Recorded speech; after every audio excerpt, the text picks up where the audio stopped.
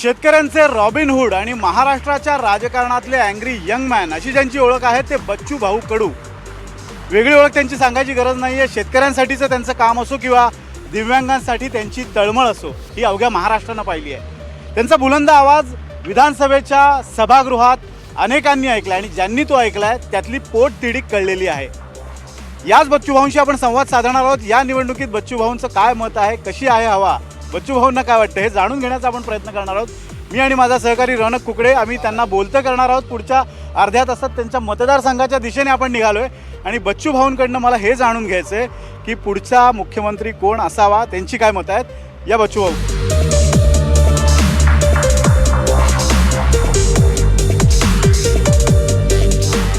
तर आपला प्रवास सुरू झाला अचलपूरच्या दिशेने. सध्या मी अमरावतीत आहोत आणि आता अचलपूरच्या दिशेने आम्ही चाललोय. बच्चू भाऊंना आपल्याला विचारायचं आहे की निवडणुकीची हवा बच्चू भाऊ काय सांगते. मला वाटतं हवा नेहमीच जाती धर्मावर राहिलेली आहे आणि पैशाच्या ताकदीवर. ही हवा बदलायचा आम्ही खरं तर प्रयत्नात आहोत की या देशामध्ये इथल्या असणाऱ्या वेदना, दुःख, इथे जे बदल व्हायला पाहिजे ते बदल न झालेले बदल, ज्या काही हक्काच्या गोष्टी या लढाई आहे, जे काही मुद्दे आहे ते इथे राजकीय लोकांना व्यवस्थित संपवून टाकलेले आहे आणि ते व्यवस्थित लोकांना धर्म आणि जातीवर आणि पैशाच्या ताकदीवर त्यांच्या अस्तित्वापासूनच दूर नेत आहे. त्यांना अस्तित्वहीन करत आहे. शेतकऱ्याला शेतकऱ्यासाठी ठेवलं नाही, मजुराला मजुरासाठी ठेवलं नाही, दिव्यांगाने दिव्यांगासाठी लढावं नाही, तर जातीपाती धर्माचे झेंडे हाती देऊन प्रचंड पैशाच्या ताकदीवर जी काही झोनशाही सुरू आहे देशामध्ये ते बदलण्यासाठी आम्ही एक वेगळं वादळ इथं आणून पाहतो आहे महाराष्ट्रामध्ये. आणि आम्हाला निश्चितच त्याबद्दल आत्मविश्वास पण आहे. एक विचाराचं आणि मुद्द्याचं वादळ निश्चितच स्थिर होईल, स्थिरावेल आणि पुन्हा लोकांच्या मुद्द्याच्या विचार करणारं सरकार येईल. बच्चू भाऊंना आम्ही नेहमीच विरोधी पक्षात पाहिलं आणि विरोधी पक्षाचा आवाज बुलंद करण्याचं काम बच्चू भाऊंनी केलं. कधी नव्हे ते बच्चू भाऊ 2019ला सत्ताधारी गोटात सामील झाले, मंत्री झाले आणि थोडेसे शांत झाले. नाही, मला असं वाटतं की या काळात सगळ्यात जास्त आंदोलन करणारा देशातला मी पहिला मंत्री होतो. तुम्ही जेव्हा दिल्लीचं आंदोलन सुरू होतं तेव्हा राज्यमंत्री असून सुद्धा 1200 किलोमीटर मोटरसायकलला जाऊन त्या आंदोलनाला पाठिंबा देणारा मला वाटतं देशातला पहिला राज्यमंत्री असेल. आम्ही कधी त्याचा विचारच केला नाही. कसं आहे, आमचा बाप, आमची माय, आमचं सर्व काही नेता जे काही असेल ते शेतकरी, मजूर, वंचित, दुर्लक्षित सामान्य माणसं आहे. त्याच्यानं उसके साथ कम्प्रोमाइज नाही होऊ शकते.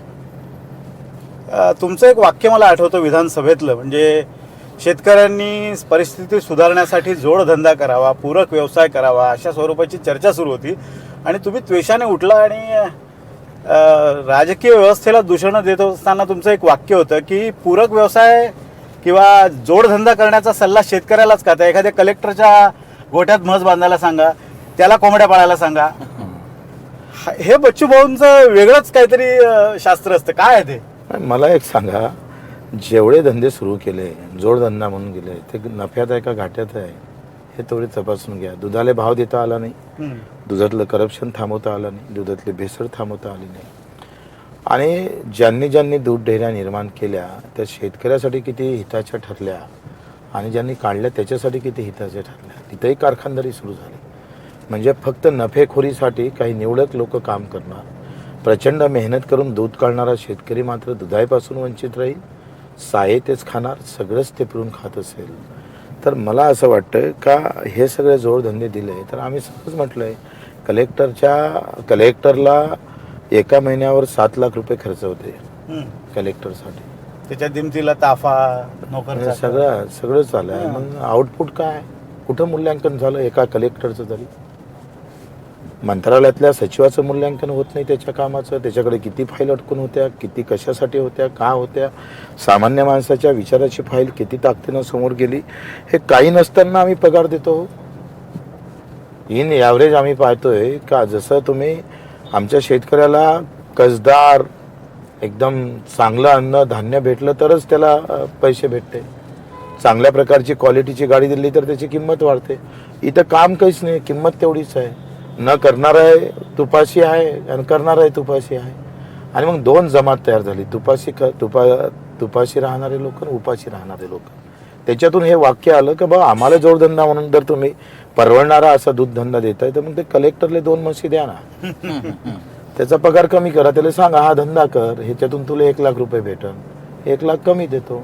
बच्चू भाऊ, एक महत्त्वाचा असा विषय आहे की तुम्ही उद्धव ठाकरेंसोबत पण काम केलं, एकनाथ शिंदेसोबत पण, आणि अचानक जेव्हा आम्ही तुम्हाला गुवाहाटीला बघितलं तर आम्ही तर स्वतः आश्चर्यचकित झालो की तुम्ही एकदम शिंदे साहेबांसोबत, आणि 2.5 वर्षात तुम्ही शिंदे साहेबांसोबत चांगलं दिसतही होता.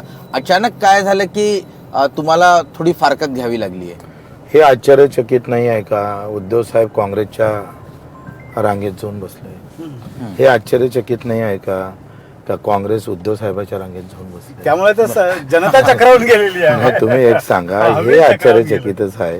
नाही, त्यांना तर कदाचित मुख्यमंत्री पद हवं होतं, त्यांच्या पक्षाला, त्यांच्याकडे काहीतरी होतं. तुम्ही तर सामान्यासाठी झगडणारा व्यक्तिमत्व, तुम्हाला काही सत्तेची फार चिंता नाहीये, अनेक वर्षापासून तुम्ही काम करत आले. त्याच्यामुळे मला असं विचारायचं की एकदम अचानक शिंदे साहेबांची साथ का सोडली? उद्धव साहेबांची साथ का सोडली? मला असं वाटतं की आम्ही ठरवलं होतं या पंचवार्षिकमध्ये आपण सत्तेत राहून काम करू. कारण 15 वर्ष आम्ही आंदोलन केली, अंगावर गुन्हे दाखल झाले, 350 गुन्हे दाखल झाले, 115 वेळा रक्तदान केलं. मला वाटतं हा रेकॉर्ड कोणत्या राजकीय नेत्याजवळ नसेल जो आम्ही घेतलेला आहे. आणि मग शोले स्टाईल आंदोलन, म्हणजे शोले स्टाईल आंदोलन हा शब्दच मुळात तुमच्या आंदोलनात तयार झाला. बरोबर आहे. आंदोलन घर बांधून देणारं आंदोलन.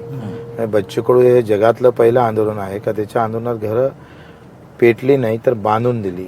अमेठीत जाऊन आम्ही राहुल गांधीच्या आणि काँग्रेसच्या विचारधाराच्या विरोधात घर बांधून दिलं कि 1 कलावती झाकी है, करोड़ों कलावती बाकी है, राहुल तेरा राज्य केंद्र और राज्य में है, तो घर एक को नहीं सबको मिलना चाहिए, पॉलिसी होना चाहिए. तर त्या ताकदीनं आम्ही जे काम केलं ते गुवाहाटीचा विषय आम्ही जो काही एकंदरीत आपण पाहिलं का आम्ही ठरवलं होतं का यावेळेस सत्तेत जाऊन बसायचं, या 5 वर्षात मतदारसंघासाठी प्रचंड काम करायचं, राज्यात जे काही महत्त्वाचे प्रश्न आहेत त्याच्यावर आपण काम करायचं आहे. आणि म्हणून फक्त विरोधात राहून चालणार नाही, तर सत्तेतलं खऱ्या अर्थानं कामं करून घेण्याची ताकद जर येत असेल आणि 2 आमदाराच्या माध्यमातून आपल्याला सत्ता आणि त्या माध्यमातून कामं करण्याचं एक नवीन समीकरण जोडता येत असेल तर ते आम्ही जोडण्याचा प्रयत्न केला. कार्यकर्त्यांनी सांगितलं का बिलकुल गेलं पाहिजे, कारण गेल्या कित्येक वर्षापासून आपण आंदोलन करतो, सगळ्या पद्धतीनं लढतोय, परंतु पाहिजे तसं यश भेटत नाही. आपण जाऊन काही करता येईल का तर सुरुवात केली. बरोबर आहे. आणि ते केलं आणि त्याचा परिणाम काय झाला का त्यांचं सरकार पडलं. आता मी नाही गेलो असतो तरी सरकार पडलंच असतं, तरी शिंदे साहेब मुख्यमंत्री झालेच असते. कारण ते काही 2 मतानं सरकार आलं का, बच्चू कडूच्या 1 मतानं सरकार आलं का, आखरी सत्तेसोबत राहावं हे 5 वर्ष हे आम्ही ठरवलं होतं आणि त्यानुसार आम्ही समोर गेलो. तुमचा अनुभव काय, सत्तेसोबत राहून फायदा आहे, अनुभव काय तुमचा? मी सांगतो आता आम्ही काय होते का आखरी सत्ता ही चांगल्या मार्गाने जर स्वीकारली आणि त्याच्याबद्दल लोकांबद्दल आपल्या आस्था जर कायम ठेवल्या तर सत्ता ही राज्याचं देशाचं चित्र बदलवतं. आखरी सत्ता केंद्र आपण सत्तेकडे का जातो तर सत्तेच्या माध्यमातून सामान्य माणसाचे दुःख रस्त्यावर मांडून पेक्षा त्या सिंहासनावर बसून केले तर त्यांना आंदोलन करायची गरज पडणार नाही, त्यांच्या हाल अपेक्षा थांबल्याशिवाय राहणार नाही. आणि म्हणून सत्तेसारखं स्थान घटनेनं आपल्याला दिलं आहे ना. बरोबर. न्याय मागण्यापेक्षा न्याय देणारेच बनूया, देणारे बनलो पाहिजे. आणि ते मग आम्ही का नाही हा प्रश्न आहे. आम्ही विचार केला का 15 वर्ष प्रचंड मेहनत आंदोलन केल्यानंतर एक स्थिरता आली पाहिजे आणि बैठक आम्ही पाहतो का आपण आपल्या तलवारी पांजून ठेवल्या पाहिजे. आणि म्हणून सत्तेत जाणं आणि त्या तलवारी पाजून ठेवणं त्याच्यातल्या आपल्या महत्वाच्या गोष्टी कशा करून घेता येईल याचं आम्ही चिंतन मंथन केलं आणि दिव्यांग मंत्रालय स्थापन झालं ना. देशातला हा क्रांतिकारी निर्णय आहे. एक राज्य देशामध्ये पहिलं दिव्यांग मंत्रालय उभं राहतं. मला वाटतं कधी कोणाला स्वप्नही नव्हतं, कोणी डोक्यातही आणलं नव्हतं. ज्याला पाय नाही, हात नाही, डोळे नाही त्याला आम्हाला न्याय देता आला. मग आम्ही गेलो, बदनाम झालो असेल, पण आम्हाला सार्थ अभियान आहे. आमच्या बदनामी मागं ज्यांचे वंचित आहे, ज्याचं कोणी पाहिलं नाही, सक्का भाऊ सुद्धा त्याकडे लक्ष देत नाही, त्याचा आम्हाला आवाज होता आला. हा विभाग स्थापन केला शिंदेंनी, तुम्ही शिंदेसोबत गेलात, शिंदेंनी तो मुख्यमंत्र्यांनी किंवा त्या सरकारने तो स्थापन केला, तरी त्या सरकारमध्ये का जीव रमला नाही बच्चू कडूंचा? आम्ही त्यांना सांगितलं का 5% बजेट हे अपंगासाठी ठेवलं पाहिजे आणि कायदा आहे. 2016चा कायदा काय म्हणतं, दिव्यांगांसाठी 5% बजेट ठेवणं गरजेचं आहे. म्हणजे 25,000 कोटी खर्च केला पाहिजे. सरकार 1400 कोटी खर्च करतं. म्हणजे 1000 कोटी, त्याच्यातले 1200 कोटी हे कर्मचारी अधिकाऱ्यावर खर्च होते. प्रत्यक्षात अपंगावर मंत्रालय झाल्यानंतर खर्च होत नसेल, बजेट देत नसेल, तर मग काय राहून मंत्रालयाचा फायदा आहे. आणि म्हणून आम्ही त्याच्यात सांगितलं की तुम्ही हे करत नसाल तर आमचं पाय आम्ही मोकळे होऊन जाऊ. आम्ही झालो मोकळे. शेतकऱ्याचे प्रश्न, इतर बाकी प्रश्न आहे. आपण अनाथाला आरक्षण दिलं सत्तेत राहू. त्या अनाथासाठी कोण होतं? त्याचे आई वडील नाही, गावाचा पत्ता नाही, धर्म माहीत नाही, जात माहीत नाही. त्या अनाथासाठी एक तरी स्कीम होती का? आपण सुरू केल्या ह्या सगळ्या स्कीम. 18 वर्षानंतर त्या पोरीनं बाहेर जायचं, पण अशी भाऊ- अवस्था होती. पण भाऊ, ज्या शिंदेंनी तुमची एक मागणी मान्य केली, थोडासा जर तुम्हाला असं वाटतं की थोडा अजून वेळ दिला असता तर कदाचित हे जे तुम्ही बजेटिंगचा विषय मांडताय तो पण पूर्ण केला असता. मला वाटतं आम्ही त्याच्यासाठी 1 वर्ष भांडत राहिलो. ओके. त्यांच्या मित्रपक्षाला ते काही आवडत नव्हते आणि त्याच्यामुळं मला वाटलं का मित्रपक्षाची आवड निवड हे जोपासावं लागतं शिंदे साहेबाला. म्हणून आम्ही ठरवलं का आपण पुन्हा बाहेर जाऊ, ताकदवर बनवू आणि ताकदीनं पुन्हा जेव्हा आम्ही येऊ ताकदीनं तर तेव्हा आम्ही हे चित्र बदलू. बजेटचा ढाचा बदलायचा आहे आम्हाला, ते डिझाईन बदलायची आहे. तुम्ही मगाशी उल्लेख केला की दिव्यांगांसाठी 5% बजेट राखणं अपेक्षित आहे आणि लाडकी बहीण सारख्या योजनेवर जवळपास 50,000 कोटीचा खर्च झालेला आहे. तुम्हाला असं वाटत नाही खर्च वायफळ गेला? अर्थात तो सर्वसामान्य महिलांनाच पैसा मिळाला, तो नाही, काय तो गेला, वाया करू गेला द्या म्हणजे? ना, तो करू द्या. पण आता अजित पवारांना 3 लाख रुपये पगार भेटतं, मानधन, ते द्याव का नाही द्यावं याच्यावर विचार नाही झाला पाहिजे का? ऑडिट झालं पाहिजे प्रत्येकाच्या तुम्ही कामाचं. सांगा, गरीब आमदार आहे त्याचं ठीक आहे, असं ठरलं पाहिजे ना हो का 500 कोटीची संपत्ती असेल तर पगार नो पगार काम करावं लागेल. मग याचं चिंतन मंथन होत नाही. कलेक्टर हा पगारासाठी निवडतो का कामासाठी निवडतोय? आता प्राधान्य आहे पगार. इथल्या प्राध्यापकाला 2.5-3 लाख रुपये पगार भेटते आणि व्यवस्था काय आहे, का बदलत नाही? माझं म्हणणं आहे मंत्रालयातले 6 मजले जर बदलू शकत नाही तर महाराष्ट्र काय बदलवणार आहे तुम्ही? बच्चू कडू स्टाईल ही आहे. बच्चू भाऊंची एकदम थेट स्टाईल असते. भाऊ, म्हणजे एक विषय असा आहे की अजूनही लोक संभ्रमात आहे की मतदान जर दिलं महाविकास आघाडीला आणि त्यातलेही काही पक्ष परत सरकार बनवत असताना दुसरीकडे गेले तर काय होईल? म्हणजे या 5 वर्षात आम्ही असं बघितलंय की जे कधीच बघितलं नव्हतं. त्यामुळे पुढच्या 5 वर्ष काय होतील याचा कोणीच अंदाज लावत नाहीये. असे काही अंदाज मला नाही वाटत. सत्ता कोणाची आहे तर केंद्रात सत्ता भाजपाची आहे आणि काही लोकांना भीती पण आहे. त्यांची आर्थिक काही उलाढाली असल्यामुळे ते भीती आहे आणि भीतीपोटी जाणार आहे. तुम्ही अजितदादा पवारनं तर स्पष्ट सांगितलं का आव्हानं सही मारली होती. माझी फाईल माझ्यावर चौकशी करण्याचं, सिंचन घोटाळ्याच्या खुल्या चौकशीचं बरोबर आहे. म्हणजे राणानं अजितदादानं स्पष्ट सांगितलं का बाबा माझं जाण्याचं कारण स्पष्ट केलं. त्यांनी सांगितलं जरी नसलं तर याच्यातून ते स्पष्ट होते ना. बरोबर. आखरी घोळ आहे, घोटाळा आहे, म्हणून बीजेपीला हो आहे. पण तुमचा अंदाज काय? तुमच्या थर्ड फ्रंटला जर त्यांना गरज पडली कोणाला सरकार बनवायची तर तुमचं कम्फर्ट झोन काय आहे? उद्धव ठाकरे शरद पवारांसोबत सरकार चालवण्यामध्ये फायदेशीर आहे की एकनाथ शिंदेसोबत किंवा देवेंद्र फडणवीस यांच्यासोबत राहणं फायदेशीर? महाराष्ट्राला काय फायद्याचं आहे? मला वाटते महाराष्ट्राला फायद्याचं हेच आहे, महाशक्तीचं सरकार. आणि आम्हीच सरकार बनवू ना. 7 मतानं देवगौडा जर पंतप्रधान होते तर महाशक्तीचं मुख्यमंत्री काय होणार नाही? कोण आहे तुमचं मुख्यमंत्री? तुम्ही स्वतः व्हायला तयार आहात? आम्ही सगळेच नाही सगळेच नाही साहेब. एक म्हणजे आता तसं तर चेहरा बघ बच्चू कडूच पाहिजे. अरे मी तर म्हणतो ना का कोणाला आवडणार नाही मुख्यमंत्री होणं? सगळ्यालाच आवडणार आहे. बसू त्यासाठी निर्णय घेऊ. आम्ही तिघं चौघं लोक बसू, त्यातून एक मत होईल. पण माझं म्हणणं आहे चेहऱ्यापेक्षा विचाराचं सरकार, मुद्द्याचं सरकार, सामान्य माणसाला आपलं वाटणारं सरकार देऊ. चेहरे तो क्या, चेहरे पे क्या लिखा है. पण मंत्रिपदात जीव रमतो का? उलट मला असं वाटते का जसं मी सभापती झालो होतो आणि मी बऱ्याच गोष्टी खूप मोकळ्या करून टाकल्या होत्या. साधं पाठीवरचं पंप घ्यायला 8 कागद लागत होते, त्यातला एकच कागद ठेवला कारण ते योजना पंचायत समितीची होती. एका कागदावर आणि ते गणेश मंडळाच्या ठिकाणी हे फवारणी पंप वाटणं सुरू केले. गणेश मंडळाला अधिकार दिला. तिथंच पावती चलन भरायला तहसीलवर या लागत जाय. आम्ही गावात भरली.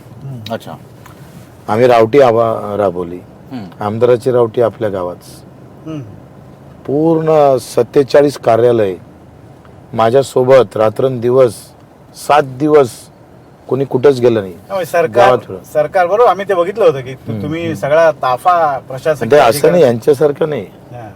आमची सिस्टीम कशी होते, एकूण अर्ज भरणारा, तिकडे झेरॉक्स काढणारा, फोटो काढणारा, सगळं तिथं. तिथून झालं का स्टेजवर अर्ज मंजूर. समित्या सोबत होत्या आमच्या. आणि 15,000 फेरफार आपण केले त्यावेळेस. 20-20 वर्षाचे थांबलेले. बाप दाखवून ते श्राद्ध कर. मी अनिल कपूरचा पिक्चर पाहिला होता आणि माझ्या डोक्यात आलं नायक. एक दिवसाचा साहेब, मुक्काम. या सगळ्या म्हणजे राज्याच्या राजकारणात मनोज जरांगे फॅक्टर तरी जरी त्यांनी म्हटलं असेल की ते निवडणूक लढवत नाहीये, तरी त्यांचा एक फॅक्टर काम करणार आहे. आणि त्यांचा वारंवार आपण बघतोय की राग हा देवेंद्र फडणवीसवर आहे. तुम्ही स्वतः अनेक वर्षांपासून जवळून देवेंद्र भाऊंना ओळखता. मला वाटतं ते काय आता चित्र तसं नाही आहे. मी तुम्हाला सांगितलं का इथे मराठ्याचेच 8 उमेदवार राहणार आहे. आणि त्याच्यामुळे त्याला फार चान्स कमी आहे आता. तसे चान्स राग व्यक्त करायला पाठीमागं संख्या पाहिजे. संख्या नसेल तर त्या रागाला काही अर्थ उरत नाही. पण त्यांचा निर्णय कसा वाटतो तुम्हाला? फार चुकीचा. एका गोष्टीनं तो चांगला आहे, दुसऱ्या गोष्टीनं तो बेकार आहे. पहिली गोष्ट म्हणजे अशी का निर्णय घ्यायला उशीर केला. कार्यकर्त्याला अर्ज भरायला लावले, त्यांना खर्च करायला लावला. त्या कार्यकर्त्यानं खर्च केला बिचाऱ्यानं. तो सगळं घरदार सोडून मला आता जरांगे साहेब हो म्हणणार. मलाच ते स्पर्धा लागली. कारण नसताना दुफड्या तयार झाल्या. कार्यकर्त्यामध्ये भिडला आणि आता सांगितलं आम्ही लढणार नाही. ते असं म्हणतं ना, सगळं जेवण घेऊन तयार करून ठेवलं आणि सांगितलं नाही आता मला जीव नाही घालायचं. नाही, पण त्याच्या मागे असं एक वोट पॉलिटिक्स असं सांगितलं जातं की मराठ्यांची किंवा कुणब्यांची मतं दुभंगली जाऊ नयेत म्हणून हा निर्णय घेण्यात आला. आणि कुठेतरी जरांगेंवर एक राजकीय प्रभाव होता, राजकीय शक्ती त्यामागे अगोदर घ्यायला पाहिजे ना. आणि त्यांनी म्हटलं एका जातीनं सरकार येत नाही, निवडून येत नाही. बरोबर आहे त्यांचं. हे वाक्याचे मी त्यांचं समर्थन करतो. जात हा फॅक्टर निवडणुकीत द्यायलाच नको. आला तर एका जातीवर लढू नये कोणी, सगळ्यांना घेऊन लढावं. मी आज म्हटलंय कार्यकर्त्याला, मी शानदार लढाई जिंकणार आहोत. लढाई बहुत शानदार होंगी आणि विजय भी बहुत शानदार होगा. शानदार म्हणजे बहुमताचा नाही, सगळ्या जाती धर्मातले, सगळ्या टप्प्यातले, सगळ्या पक्षातले कार्यकर्ते बच्चू कडूला मत मारणार. हा असा शानदार विजय आम्ही हाती घेणार आहोत. मला असं वाटलं पाहिजे मी लढताना की मी एका जातीनं एका धर्माचेच लोकांचे वोट घेत असतात, तर ही पूर्ण लोकशाही नाही आहे. बरोबर. पूर्ण लोकशाही अशी आहे का ते सगळ्या जाती धर्मातला त्याला आपलं वाटलं पाहिजे, माझा बच्चू कडू वाटला पाहिजे. ही माझ्या वर्तणुकीतून ती भूमिका दिसली पाहिजे आणि तो प्रयत्न करत असतो.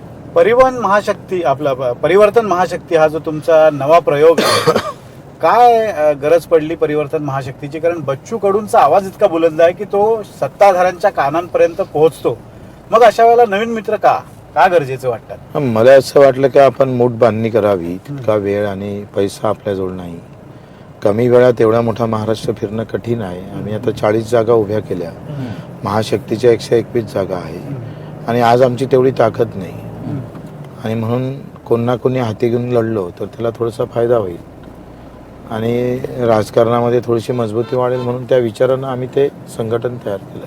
तुमचे प्रहारचे किती उमेदवार सध्या एकूण 40 उमेदवार. 40 उमेदवार कोणकोणत्या? सगळे विदर्भात आहेत की संपूर्ण महाराष्ट्रात आहेत? किती उमेदवार जिंकून येतील तुम्हाला वाटतंय? आता तर आम्ही 15 ते 20 ठिकाणी अतिशय मजबूतीनं लढतोय, खूप ताकदीनं.